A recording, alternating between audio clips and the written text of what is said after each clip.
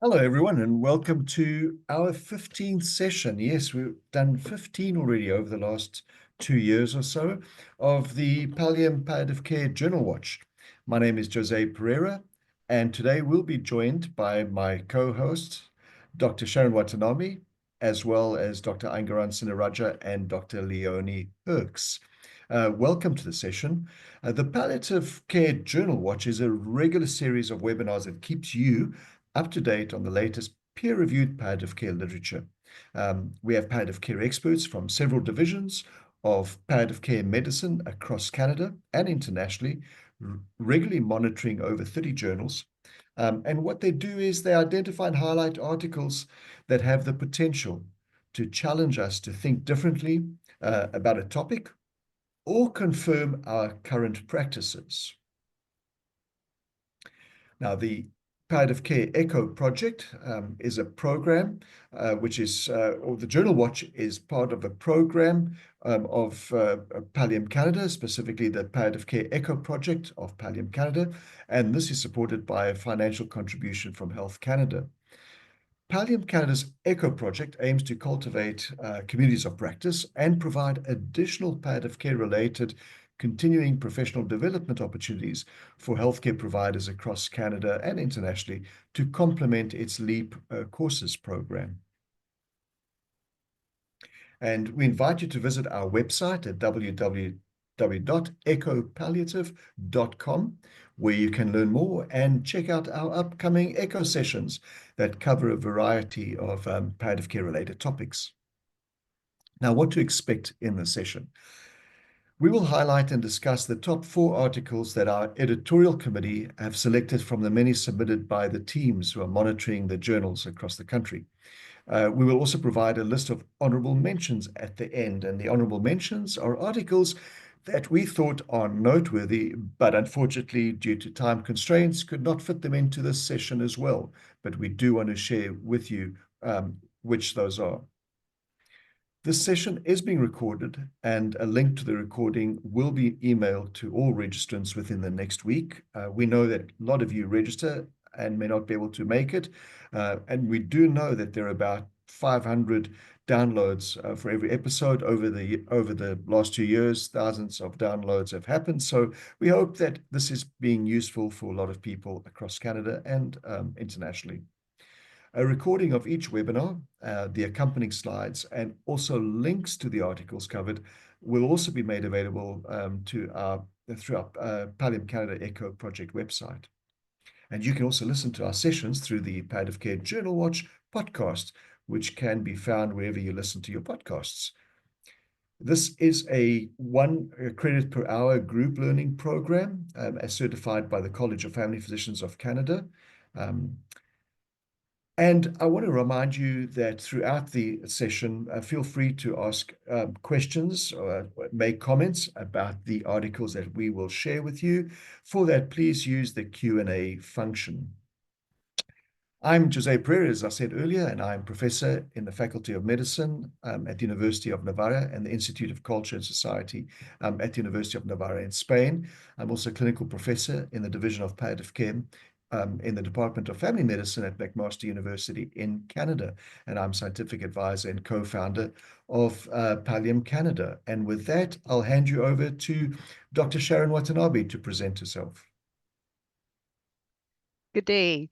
So I'm Sharon Watanabe. I'm your co-host for the session today, and I'm a palliative care physician based at the Cross Cancer Institute in Edmonton, Alberta, and also professor in the Division of Palliative Care Medicine at the University of Alberta.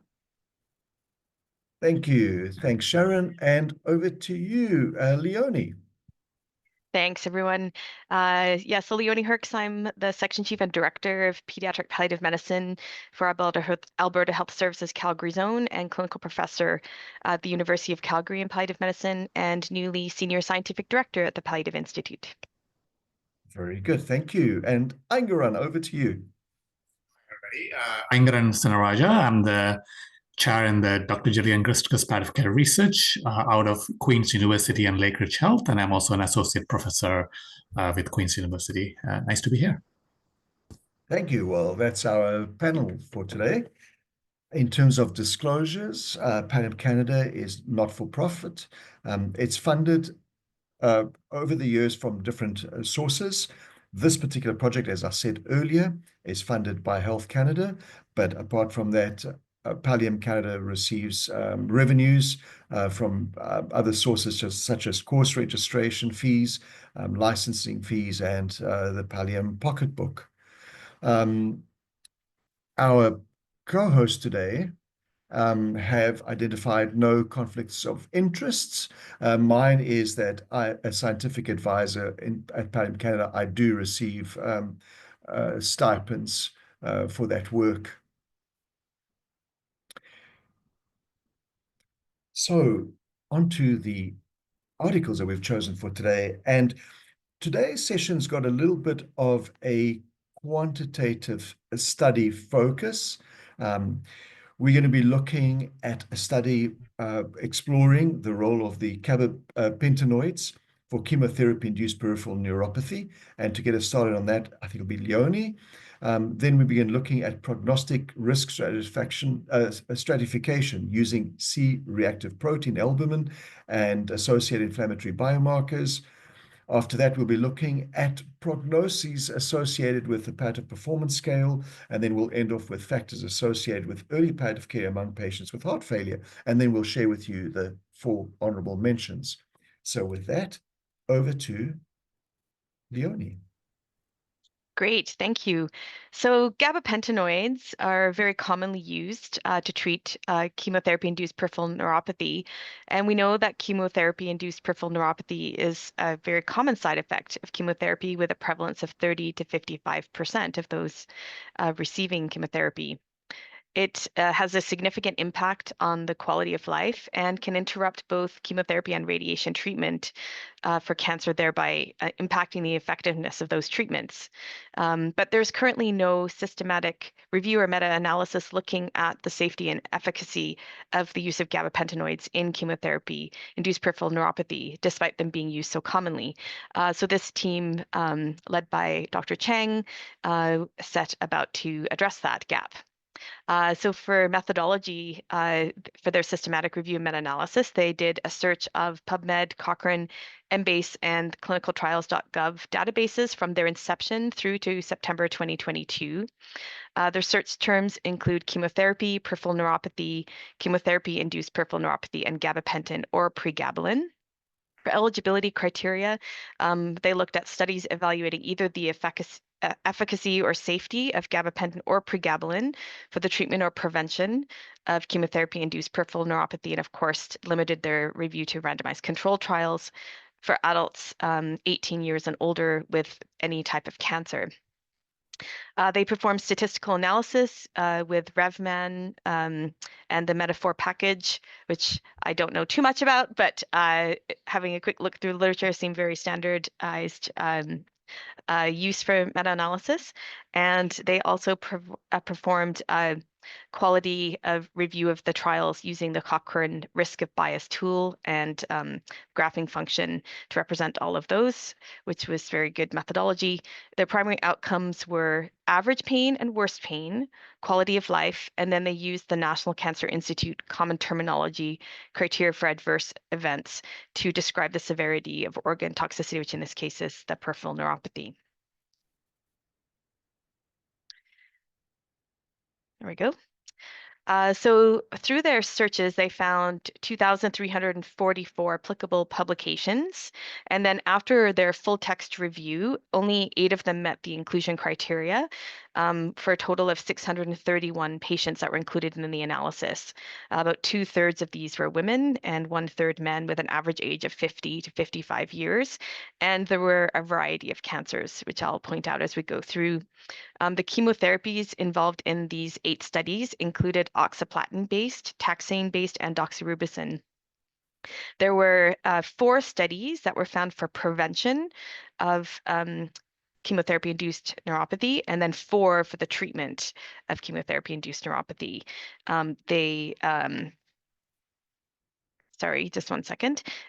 They broke it down by safety, prevention, and treatment. So I'll go through it in that order. They were only able to do a meta-analysis looking at the safety of gabapentinoids and the prevention of chemotherapy-induced peripheral neuropathy using pregabalin, but not gabapentin, due to the significant differences in methodology of those articles. So I'll go through that. So first, with regards to safety, they identified 4 trials that compared gabapentinoids to placebo. There was 1 using pregabalin and 3 using gabapentin. And overall, through their meta-analysis review, they found that the risk of dropping out due to adverse events and fatigue as a side effect was not statistically significant when compared to placebo, both for the pregabalin and the 3 gabapentin studies. Furthermore, they found that the gabapentinoids had a similar effect as placebo on dizziness, nausea, vomiting, diarrhea, and rash. When they looked at prevention of chemotherapy-induced peripheral neuropathy, with their meta-analysis for the pregabalin versus placebo, there were 2 trials, both of them in colorectal cancer. One was with oxaliplatin and one with paclitaxel. And overall, they found that there was no significant improvement in either average pain, quality of life, or grade 3+ adverse events with chemotherapy-induced peripheral neuropathy versus placebo. They did identify in those particular studies that there was a trend towards decreasing worse pain, but that was not statistically significant. The rest of their evaluation is using descriptive outcomes because they were unable to perform a meta-analysis. So looking at prevention of chemotherapy-induced peripheral neuropathy with gabapentin versus placebo. 2 studies. One was using breast cancer and paclitaxel, and nearly all of those patients had grade 1 neuropathy, but no one got grade 3 neuropathy in the gabapentin group. And there were more grade 2 and 3 toxicities in the placebo group, interestingly. In the second study, looking at gabapentin versus placebo, it was in head and neck cancer with carboplatin and Taxol or cisplatin, and there was significantly less pain and other symptoms at 7 weeks than placebo, for example, decreased pain from mucositis. When they went on to look at the treatment of chemotherapy-induced peripheral neuropathy, again using descriptive outcomes as no meta-analysis was possible, the first study looked at gabapentin versus placebo, and it was in adults with colorectal cancer and had chemotherapy-induced peripheral neuropathy for at least a month. Using a crossover design, there were 2 6-week phases of use of gabapentin or placebo, and then a washout. And they found no benefit over placebo in that trial. When they looked at pregabalin versus gabapentin, a study there looked at any type of cancer, includes paclitaxel and carboplatin, and both groups received a reduction in pain at 8 weeks. When they looked at pregabalin versus duloxetine, there were 2 studies that looked at taxane-induced neuropathic pain in breast cancer, and no differences were found in pain, quality of life, or neuropathy score. They did note that duloxetine showed some higher risks of insomnia, but also had improved emotional functioning. So overall, their summary of the results for treatment with chemotherapy-induced peripheral neuropathy was that there was no consistency in the studies and no definitive benefits that they could describe over the placebos. So in their discussion, they talked really, as I've alluded to, the heterogeneity of sparse data and inconsistent findings. Overall, they concluded that gabapentinoids, both pregabalin and gabapentin, were safe.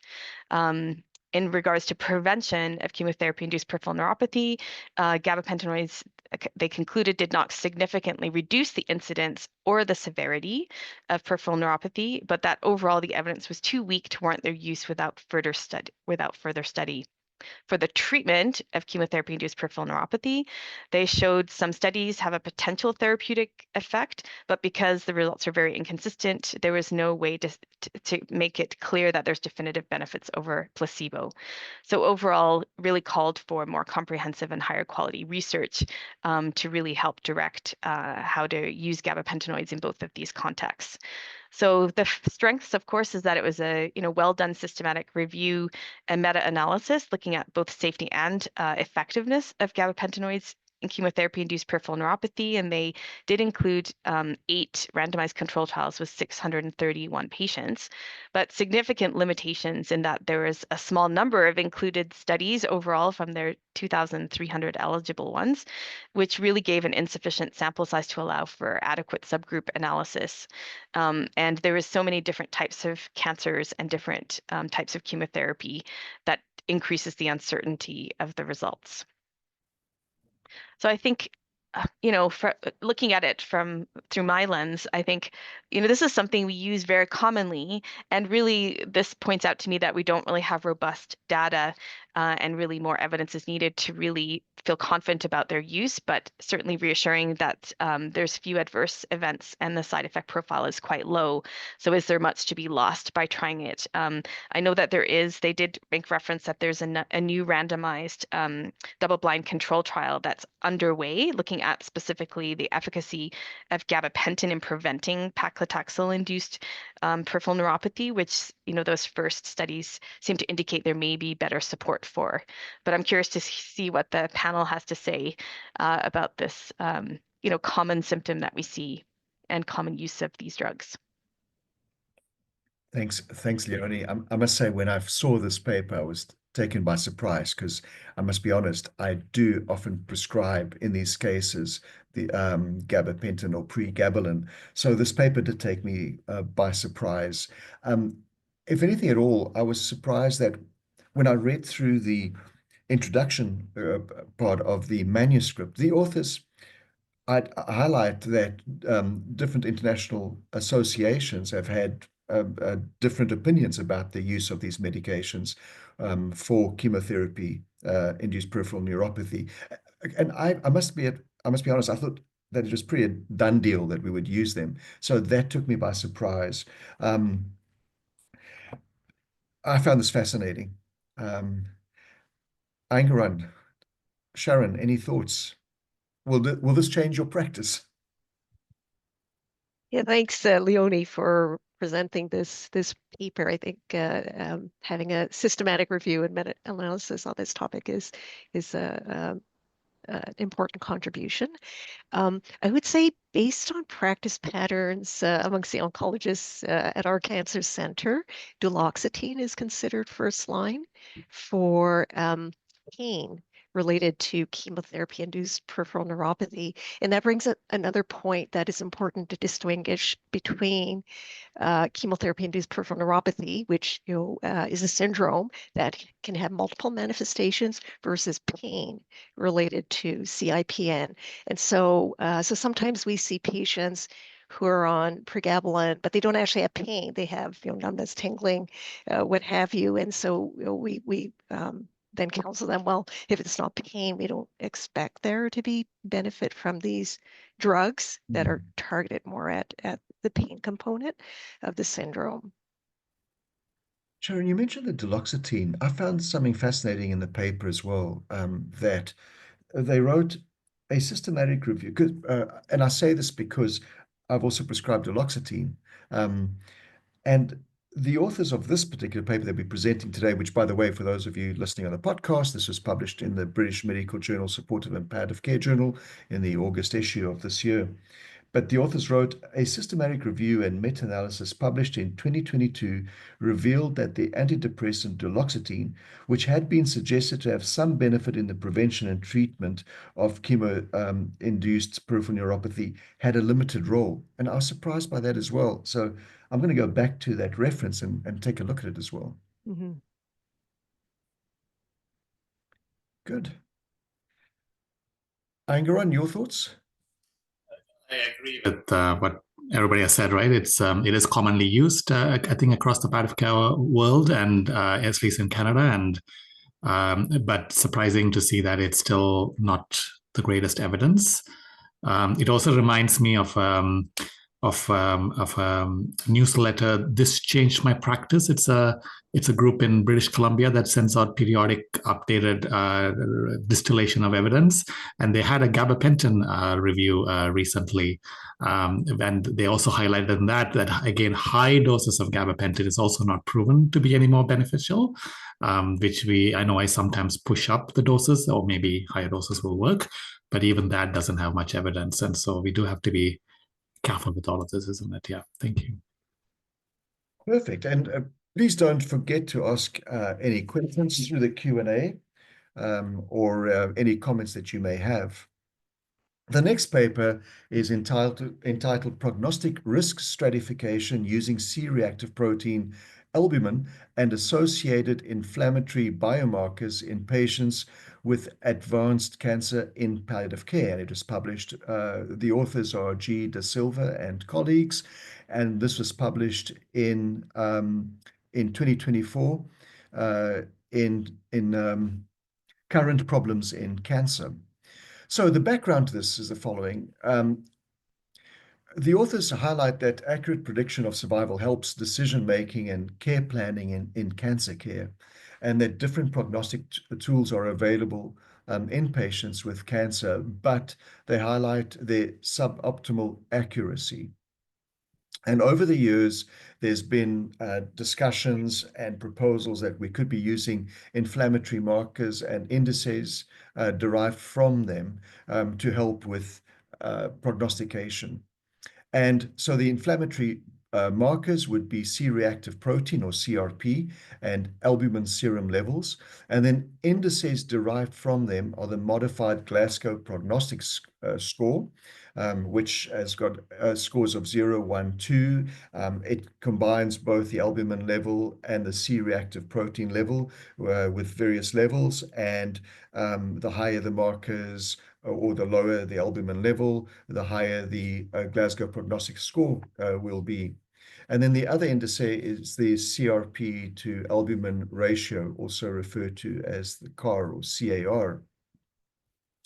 Now, they do mention that in the past, different prognosticating thresholds have been proposed for these markers, but they're often dichotomous. So, for example, in the case of CRP, they will often say if you've got a CRP of 10 milligrams per liter or more, that would be the threshold, or an albumin level of less than 3.5 grams per deciliter, that would be the threshold. And so what these authors have said that perhaps that's too dichotomous, that's oversimplified, and perhaps what we should be looking at is at different thresholds for these markers. And so the study aim was to evaluate the prognostic value of CRP, albumin, CAR, and the modified Glasgow Prognostic score at different thresholds in patients with advanced cancer. The study design, it was a prospective cohort study that was undertaken in a palliative care unit in Brazil between July 2016 and March 2020. And the inclusion criteria were patients over the age of the age of 20 or over, and a colonoscopy performance status of 30% or higher. Exclusion criteria were the absence of laboratory data and previous diagnoses of autoimmune and infectious diseases. And so the different thresholds they set were as follows. For CRP, they said less than 5 versus 5 to 10 versus greater than 10 milligrams per liter. For albumin, the thresholds they stated was less than 2.4, and that's grams per deciliter, versus 2.4 to 2.9, versus 3 to 3.5, versus greater than 3.5. For the CAR, they set it at less than 1.2 versus 1.2 to 2, versus greater than 2 as a score. And then for the modified Glasgow Prognostic score, they stated at equal to 0 versus 1 versus 2. And they evaluated the predictive accuracy of these thresholds to predict death within 90 days.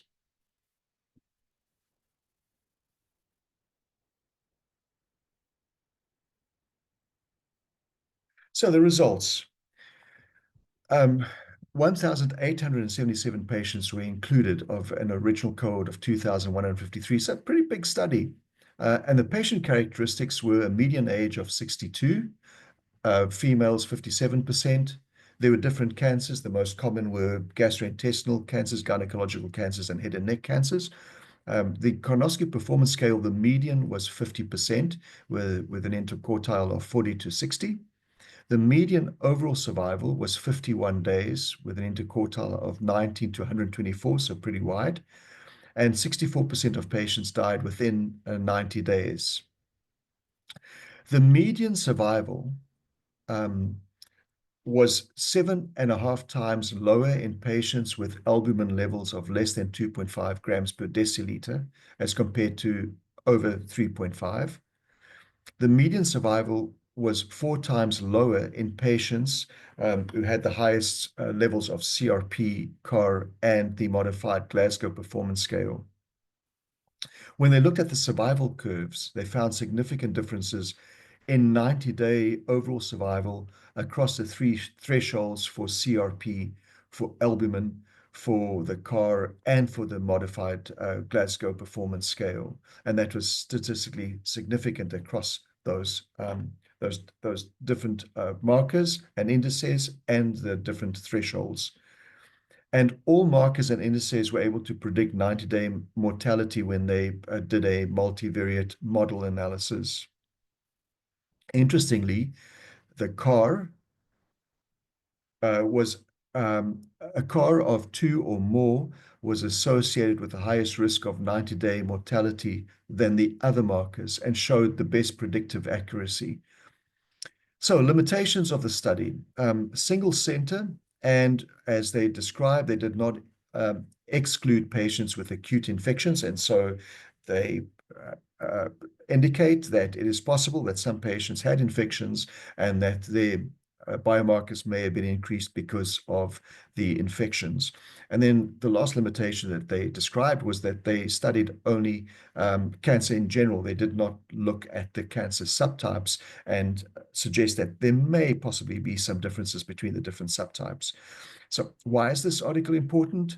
In their conclusion, and I found it interesting, was inflammatory markers and their severity can be used to predict prognosis in palliative care, that it is important to look at different thresholds and not just use that dichotomous thresholds that perhaps we've used in the past, and that the CAR thresholds provide the best discriminatory power.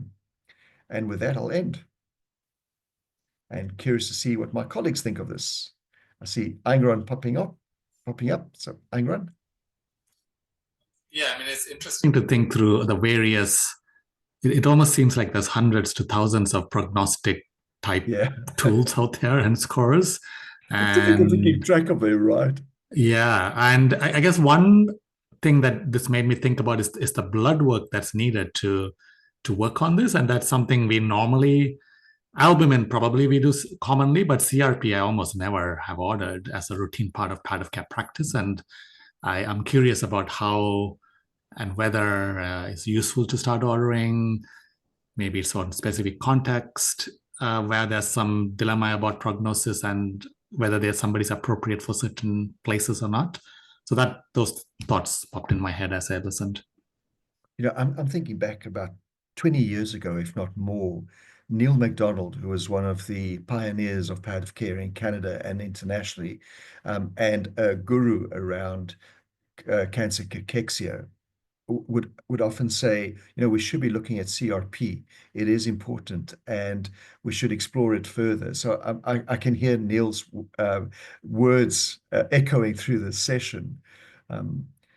And a colleague of ours, Martin Chasen, in a palliative care rehabilitation clinic in Ottawa, Canada, was doing the CRPs and found that it predicted whether someone could complete a palliative rehabilitation clinic program or not.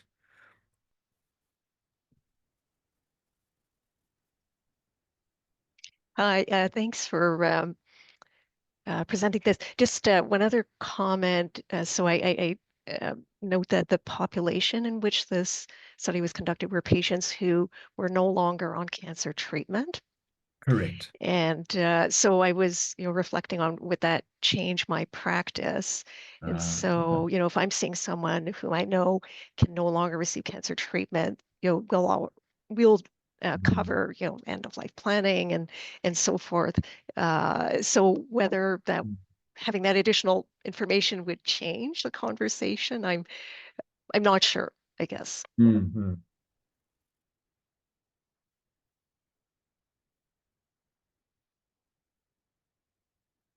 I'm just looking to see if there are any questions or comments by participants.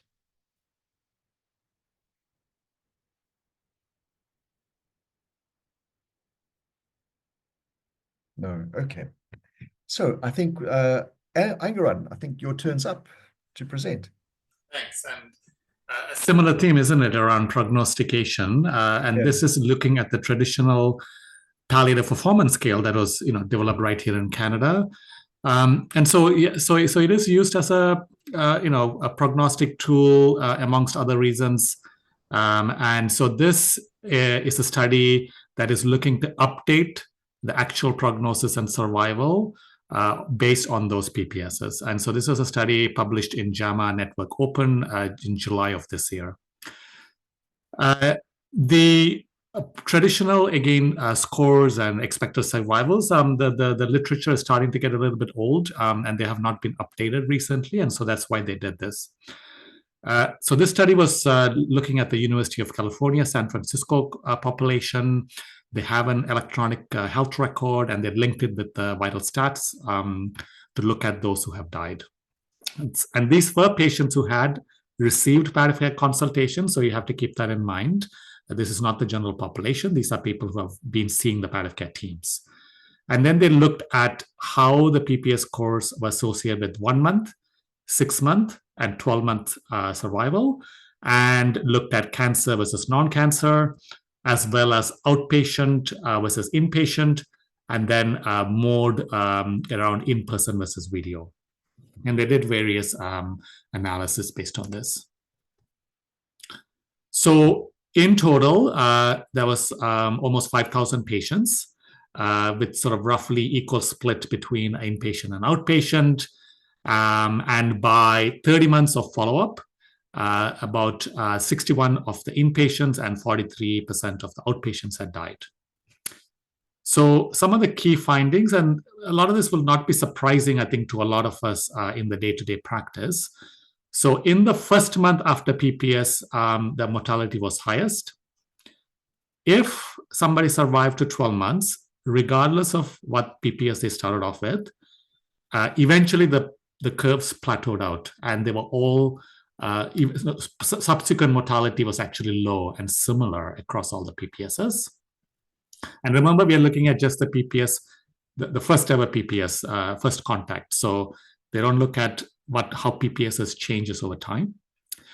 The other thing that they found is that the prognosis associated with each PPS scores were now substantially longer than previous estimates that were commonly being used in the previous literature. If it was an inpatient setting, it did seem to have a good ability to discriminate between those who lived and those who died. But once you got into the outpatient setting and seeing people in the outpatient setting, PPS, the survivals were longer, and there was less discrimination between the various PPSs. Patients with cancer, the mortality was higher in terms of the PPS compared to non-cancer. And then they also found that in-person versus video consultations, there was no difference in PPS mortality. So they both performed equally, meaning the clinician is probably good at estimating per PS, even over video consultation or visit. So in discussing this, again, we have to be mindful. PPS should not be probably the only tool we use in prognostication. We also have to think about the reason for using PPS. Is it just for prognostication, or, as we just heard, to prompt an appropriate conversation with the patients and families about their needs? Short-term estimation seems to be okay, especially on the inpatient side. Outpatient, it didn't work as well. Video conferences could be used for PPS calculations. And then I'll point you to also this e-prognosis calculator that their team actually has on the website, on the public website. And they have now updated the survival that it spits out based on this new work. And then we mentioned this PPS trajectory and what happens as PPSS changes over time, and maybe prognosis that actually needs to be updated as PPSS change. So interesting to think about why these prognoses have improved. That's something I thought about. Is there's better disease treatments, earlier palliative care. We know sometimes that improves survival, and maybe that's why things have changed. What about subtypes of cancer, types of non-cancer? What might PPS do around that? How does this US study compare to Canada? Do we need to think about even provincial, local jurisdictions and how PPSs are predicting things? Certainly a large cohort, and that's a strength. We're seeing some updated prognosis, which I think speaks to the reality of what we all seen. And then the limitations, again, are this is not as racially diverse in this population. There was not enough multiple PPS measurements, which is why they didn't actually present on that in this paper. Only 30 months of follow-up. And remember, these patients only they saw palliative care.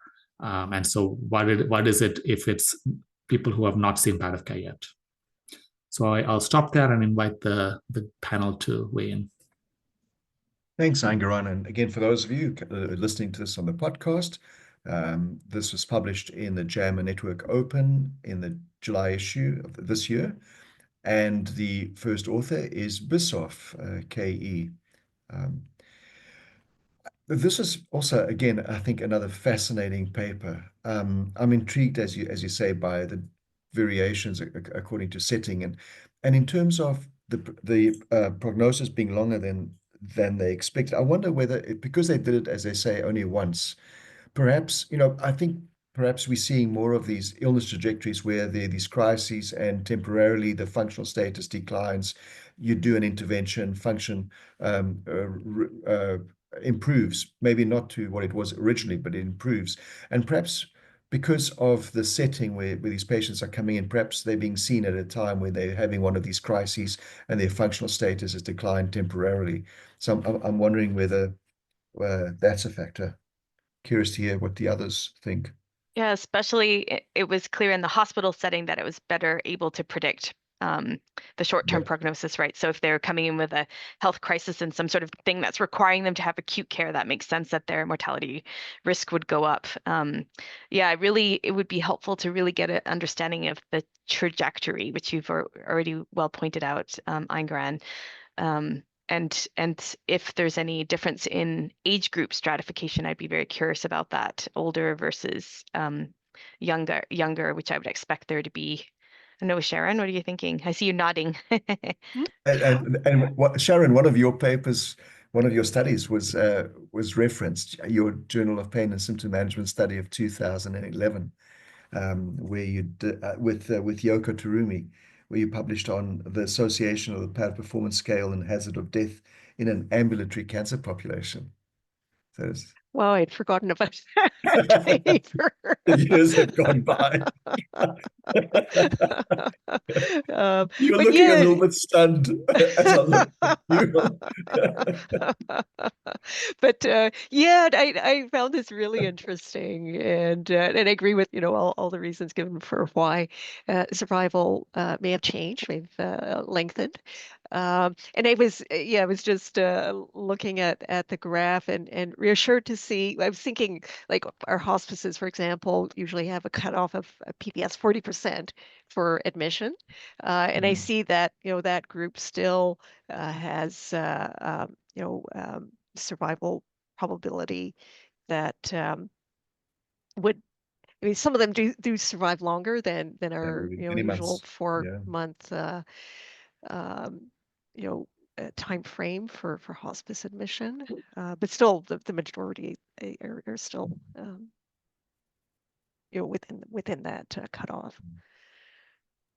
When I read the paper, I thought it'd be really nice to go to Michael Downing and his team in Victoria, who came with a PPS over 2 decades ago, because I find it's been extremely useful in clinical practice. But if I recall, it was first designed to simply be a snapshot of your functional status and to help in determining resources. And across Canada, often the PPS is, as you mentioned, is used to identify resources, to allocate resources. And if I remember correctly, it was after the fact that it started being used as a prognostic tool. So it wasn't originally developed to be a prognosticating tool. Am I recalling that correctly? Do any of you know?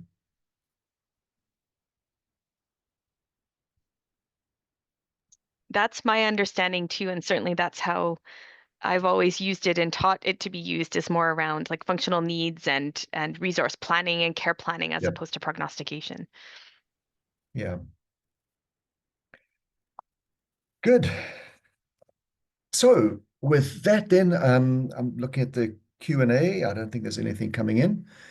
So let's go then to the last paper or article. So the last one was published in the Journal of Palliative Medicine. It's entitled Factors Associated with Early Palliative Care Among Patients with Heart Failure. And the first author is Mihan CP. And this is a study out of the United States, specifically out of the US Veterans Hospital system. The background that the authors highlight is that heart failure is prevalent. It's a highly prevalent, life-limiting condition and associated with high burden of symptoms and needs. And increasingly, there are calls to ensure that we integrate palliative care in the care of patients with heart failure, and that there is evidence to show the benefits of integrating palliative care and palliative care early amongst these patients, for patients, for families, and also the healthcare system.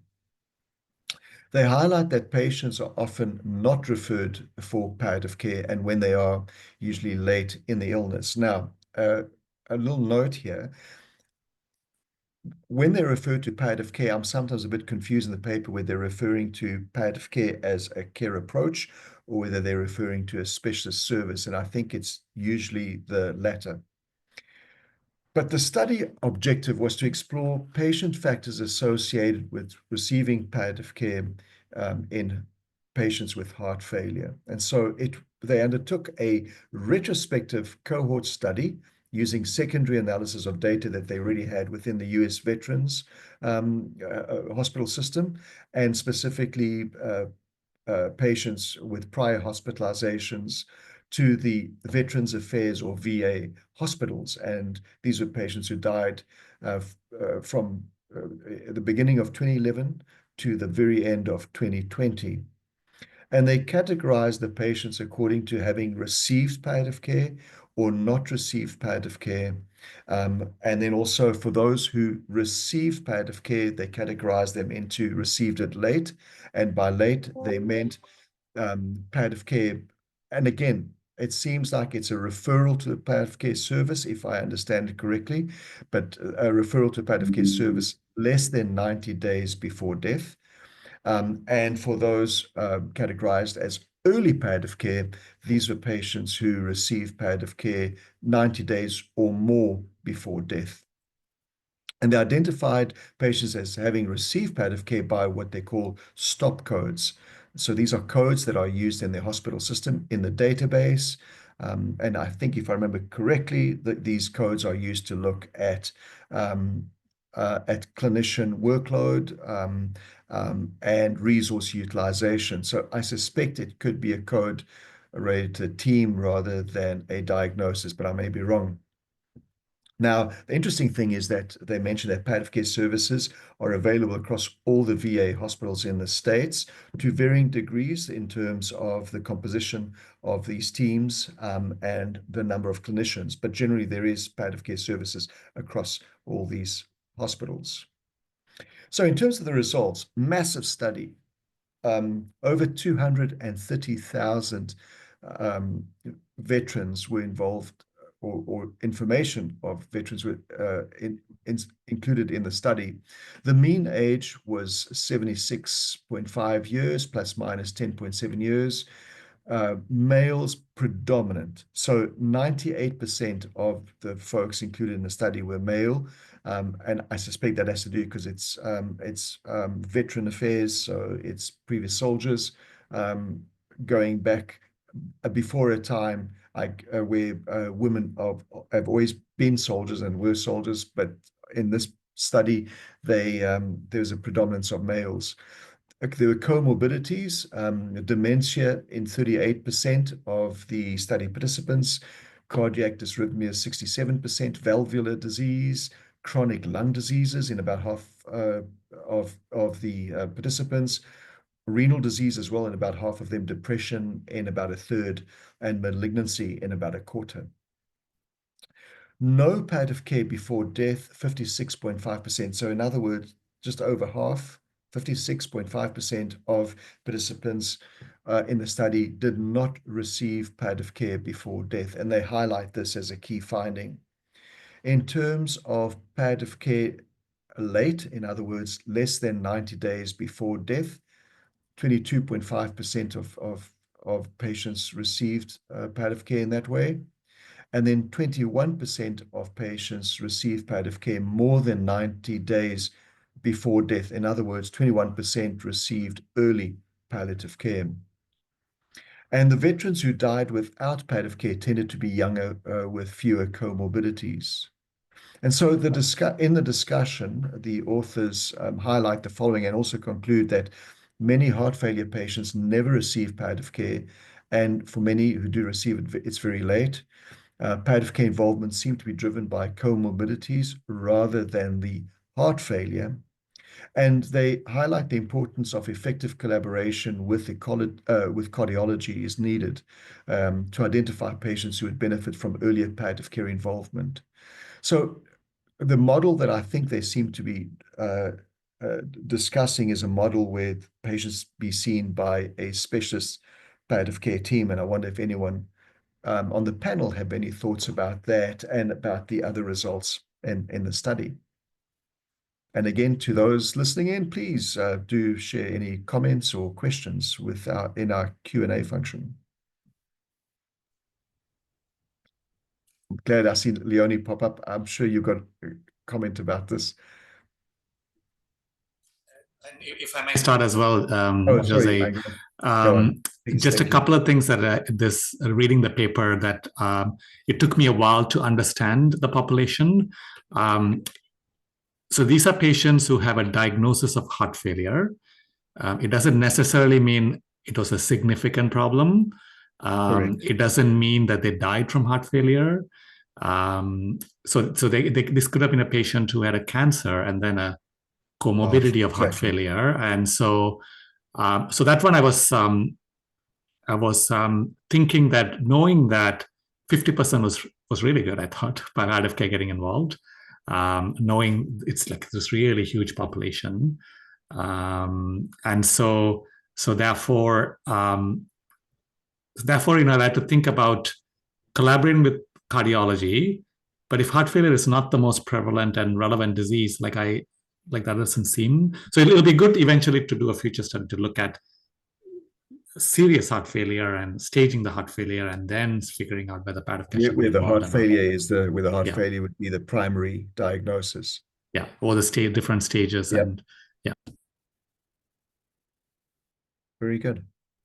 Yeah, and I think if this is referring to specialist consultation, obviously we can reach more people if we have a palliative care provided by the usual healthcare professionals involved in a person's care. So how do we upskill the cardiologists themselves to be able to identify people within their own practices who have high, risk of death and symptoms from their illness that would benefit from a palliative approach, and so I think giving them tools to identify who would be the right people and equipping them with skills to provide them, and knowing when to consult specialist palliative care. That's obviously an important discussion we often come back to on Journal Watch, and specialists can certainly do the provision of all palliative care. So any thoughts on that from anyone else on the panel?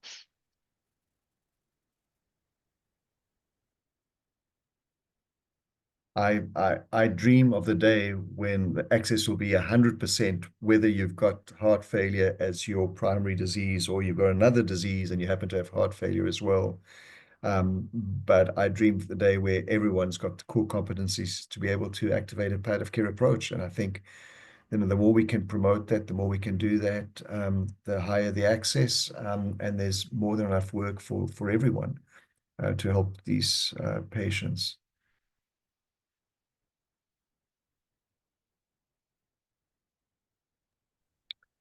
Good.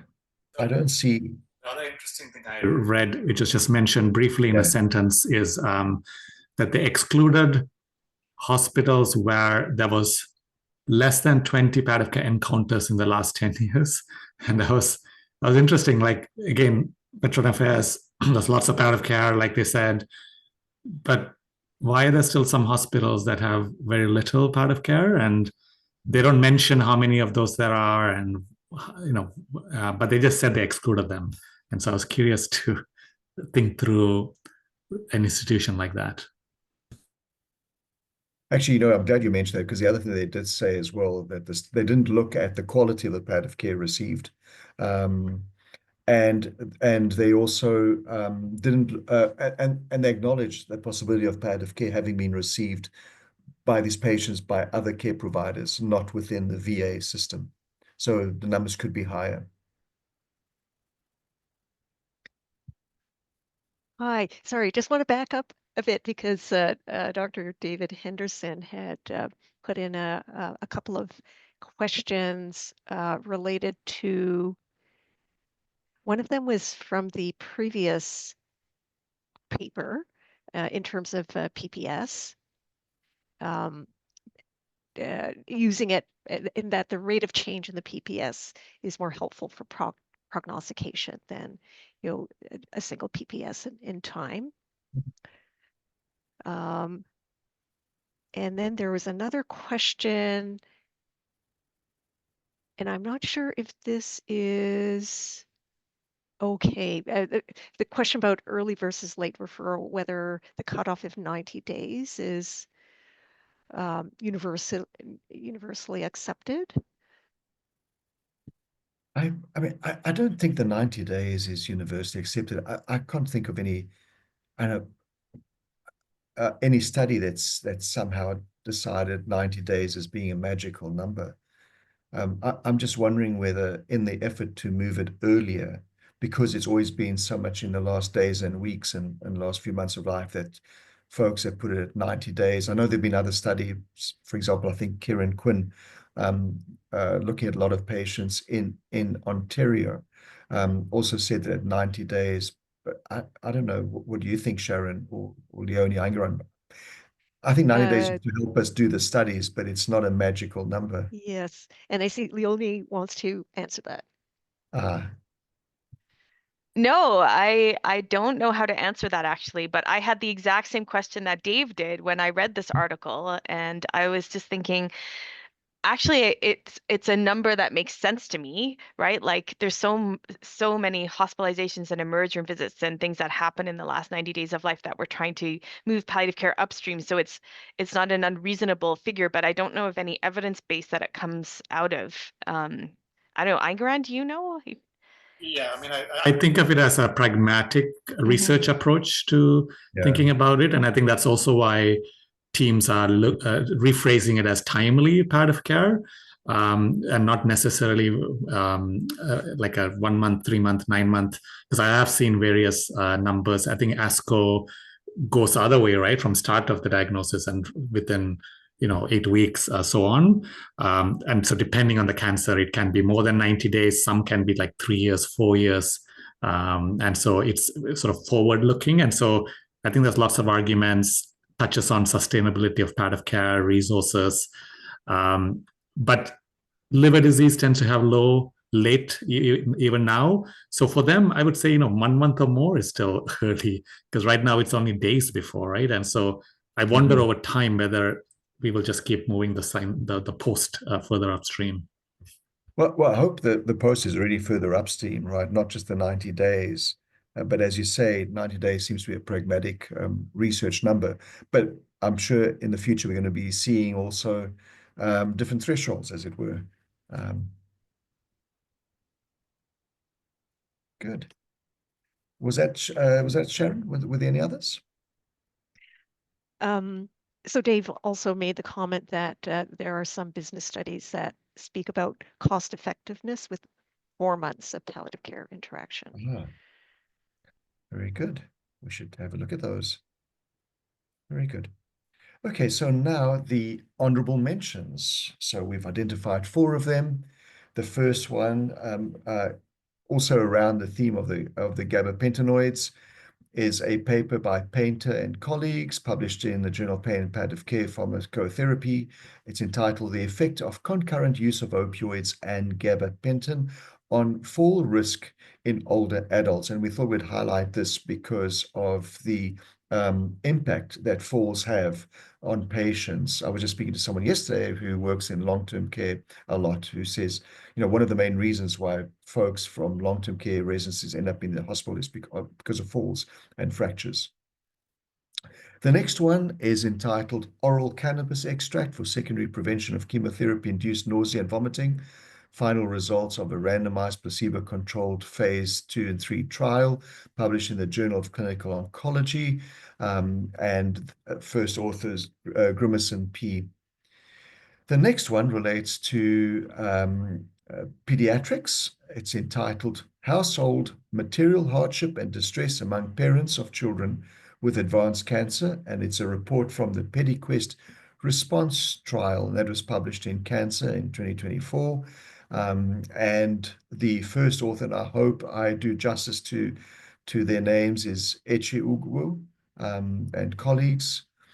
And the last paper that we'd like to mention in our honorable list is Virtual Reality for Pain Management in Hospitalized Patients with Cancer, a randomized controlled trial, and that was done by Groninger and colleagues and published in Cancer also in 2024. So these links will be shared on the website. So again, remember that the session will be made available and its slides will be made available on the Journal Watch website. It's now shown on the slide. Before we wrap up, I want to thank my colleagues for joining us, for working on this, for identifying the articles. I want to thank Sharon, Leonie, Aingeron.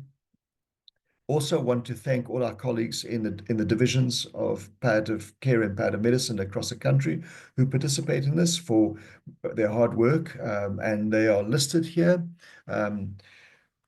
Their hard work monitoring the journals and submitting them every few months, allowing us to go through and select as a panel of 4 our top ones. To those of you who've joined us today, please, in the spirit of quality improvement, you'll be getting a link that's already on the chat box, I think it is, to do an evaluation and to provide us with some feedback.